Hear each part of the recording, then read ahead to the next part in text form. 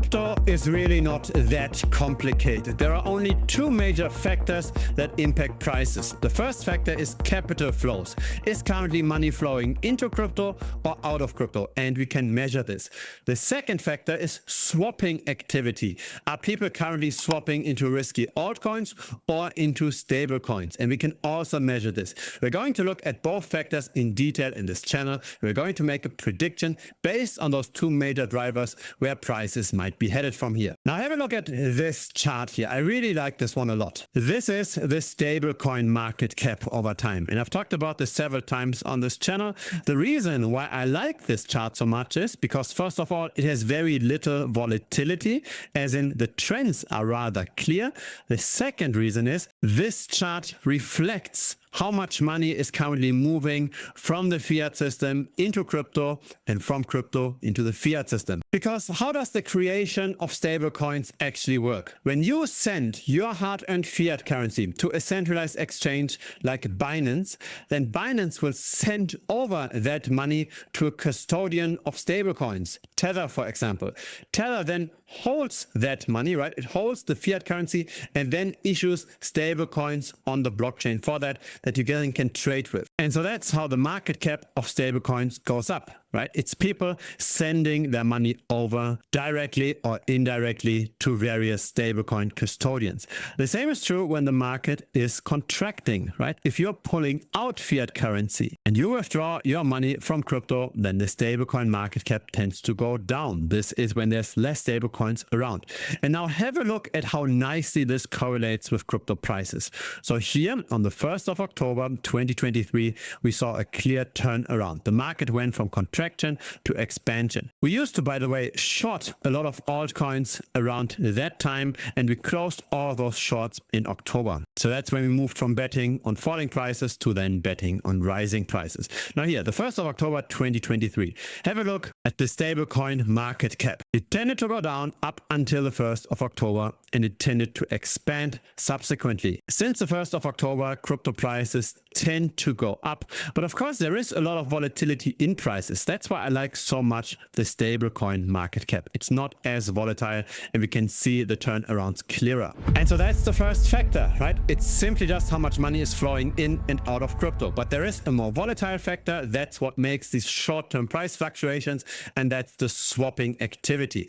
So the people that have already put their money into crypto that now have stable coins or volatile altcoins, they are swapping on and off. So the crypto system as a whole is expanding and contracting, but while it's still currently expanding, within that expansion, we sometimes see short-term fluctuations, as in people move back into stable coins when they're worried, for example, that prices might go down. Those worries then, of course, become a self-fulfilling prophecy, right? Because if enough people are worried and swap into stable coins, then prices decline automatically. Now, here's how we can see how worried the current people are in crypto. What we have got over here is the stablecoin dominance. So not the stablecoin market cap, but the stablecoin dominance. How much of all of crypto is now in stablecoins, relatively speaking? This peaked at 19% and this bottomed recently over here at roughly 5%. So when 19% of all of crypto is in stablecoins, people are extremely worried. When only 5% of the market cap is in stablecoins, that's when people are rather risk on. And so we see a direct inverse correlation here. So let's have a look at this particular point over time, from the 13th of March to the 6th of September 2024. The stablecoin dominance went from 5% up to 8.5%. So that's an increase of 63% or 3.5 percentage points. And so when this is going up, it means people are worried, right? People are moving from the altcoins to stablecoins. During that time, Bitcoin went down by 26%. We then saw how the stablecoins got deployed again, mainly because people got very optimistic due to the vote of Trump and the potentially positive regulations around crypto. And then, interestingly enough, we bottomed out again at very similar levels. And so now for the last 3 months, we are rather in a cool-off period again. And maybe we simply continue on that trading range. And maybe It will take until the end of May until people get risk on again. Let's actually work with this scenario. How much lower would Bitcoin go if people continue to worry now and more market participants swap into stablecoins? Let's just make that comparison. Let's have a look at what happened from the 13th of March 2024 to the 6th of September, and let's overlay this to the point in time where we bottomed here on the 7th of December. And we've got this price action, we put this over here, and this would in theory bring us down to potentially 74k or so in Bitcoin. So what are the potential arguments that speak against a bear case scenario like this? It would either be that a lot of money is flowing into crypto again from traditional finance, right? So there's simply more stablecoin creation, or alternatively that people are not going to continue to become more and more risk off. So if we suddenly accelerate again due to whatever positive news we get in the stablecoin creation, we could keep our current levels, or alternatively the market could become a bit more risk on again, potentially then up until the level where we bottomed out at the beginning of December of last year or in the middle of March of last year. So what kind of a rally could we expect then? Let's just have a look at such a price development in the past. So this is the 7th of November up until the 9th of December. So that's a move like this. Let's overlay this to our current price. This is the bull scenario. So we'd go up potentially to 128k or so. Now I'm currently risk on. I do own a lot of Bitcoin still, but I have my trigger pretty closely to the sell button in case we don't rally from here. What's quite worrying is the altcoin market, or specifically how the altcoin market is impacted by an ever shrinking Ethereum dominance. This here is DeFi Llama, and right now still 53% of all of crypto's DeFi ecosystem is in Ethereum. But here's Ethereum's dominance. And what we've got over here is the move from proof of work to proof of stake. That did not help Ethereum. Ethereum underperformed the rest of the market by more than 50%. And the problem is that a lot of altcoins are directly linked to Ethereum or to wrapped Ethereum, right? More than 50% of DeFi is on ETH. ETH tends to trend downwards, and we might still have some way to go. And when Ethereum is going down, all of those altcoins go down as well, because the altcoins are actually not traded against US dollars. They're traded against wrapped Ethereum. So the price of an altcoin is determined by its ratio to wrapped Ethereum. If there's no trade whatsoever, say on SPX versus wrapped Ethereum, in this liquidity pool, if there's zero trades, but Ethereum itself goes down by 10% in US dollars, then automatically the price of SPX 69,000 also goes down by 10%. So there's a direct connection here because the trading happens versus wrapped Ethereum. A weak Ethereum price will induce a weak altcoin market as well. Now here's how I approach this market. I try to bet on falling prices of altcoins relative to Bitcoin. I do believe that Bitcoin's dominance is likely going to go up, and most altcoins underperform Bitcoin most of the time. And so in the premium membership of this channel, there are several videos on the topic. There's over here how to win in bear markets by shorting altcoins. It's 42 minutes in length. It's an explainer video how to set this all up. There's another video on how to gain from relative valuation. So this is not versus the US dollar, but versus Bitcoin. Another one on how to benefit from falling prices. So that's more of a theoretical based video. And then another one, a step-by-step tutorial on how to use decentralized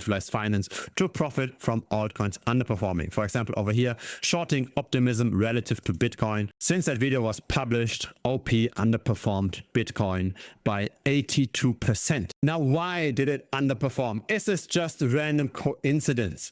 Of course, I don't think so. I think the main reason why most altcoins do worse than Bitcoin is unfortunately the tokenomics. It's how early investors and how the team get more and more token allocation over time, and that additional supply gets sold off, and that selling pressure makes assets underperform. Here, have a look at this. This is optimism supply over time, and the core contributors and the investors get more want more of the supply now and they are selling it off. That's why it's doing worse. Or have a look at this, right? Here's this balancer relative to Bitcoin. Again, we can make money when those kind of charts go down. We don't have to bet on altcoin US dollar prices go down. We can just make money when this chart continues to go down. And again, there are many of those kinds of charts that have very little volatility, but that still underperform massively. So for example, here in the last year, balancer underperformed Bitcoin by 75%. That's where the easy alpha is, right? This is how we can easily outperform just buying and holding Bitcoin. Most people try to pick this one altcoin that performs well. And yes, in a bull market, this can work, especially if we've got good research, if we track wallets, for example. But in a market that doesn't expand that quickly anymore and where the altcoins might get depressed by Ethereum's underperformance, it's easier to short most altcoins. A few altcoins might do very, very well, but most altcoins underperform Bitcoin most of the time comparatively consistently. Again, this is balancer relative to Bitcoin, and this is no surprise. Here is the circulating supply over time, and the contributors get all of those BAL, and they are selling this potentially even for Bitcoin or just for fiat, who knows. And so that effect is not even shown in the market cap charts, because the market cap of an altcoin might not necessarily go down just because the supply expands, right? Just the price is going down. But what we've got over here is total 3. This is the market cap of all of the altcoins that are not Bitcoin and Ethereum. And when we compare the top in November of 2021 to the top in December of 2024, we saw a very slight increase of 8%. When we then remove the stablecoins from total 3, so just a few of them, DAI, USDT, USDC, and BUSD, we can see how the tops align pretty much perfectly. So there was zero growth during all of those years. Bitcoin, however, did grow, right? Bitcoin grew by 66% during that period. And if you have a basket of altcoins, you're probably not even doing as well as this total 3 minus stablecoin chart suggests, because again, there is all of that token inflation. And if you're not part of the early investors or you're not part of the team that's selling off that supply, then you are among the people that get diluted and that see falling prices. And again, most altcoins behave like this. Now we can also directly compare this, right? We can have a look at Bitcoin's market cap relative to total 3, right? The altcoins excluding Bitcoin and Ethereum. We can also then see where is the trading range potentially. When can we expect an altcoin season and when should we stop shorting altcoins? So that's this chart here. Total 3 relative to Bitcoin. It is in a trading range. There are times when the altcoins have the exact same market cap to Bitcoin. So it's a 1-to-1 ratio. But there are also times when the altcoins are only 27% of the market cap of Bitcoin. And this tends to go in waves. And it tends to be true that the altcoins rally in very, very quick, short bursts of price performance that just happen over 2 or 3 months. But the deflations, they tend to be rather long-term. Again, probably because of insiders taking profit over time.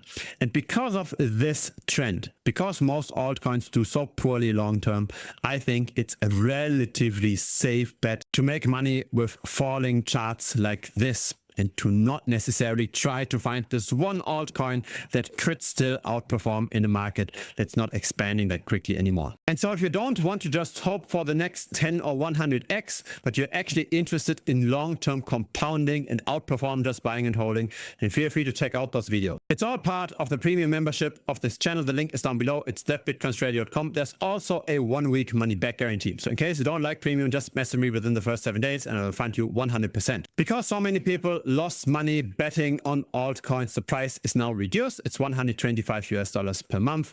And feel free to simply just learn everything, binge watch the tutorials, and then take everything from it. But of course, you're also invited to stay on longer and then see what kind of short positions I open. Looking forward to seeing you again on YouTube. Feel free to subscribe in case you haven't yet. Feel free to also give this a like. It helps the channel grow. So see you on YouTube or see you in premium. Cheers.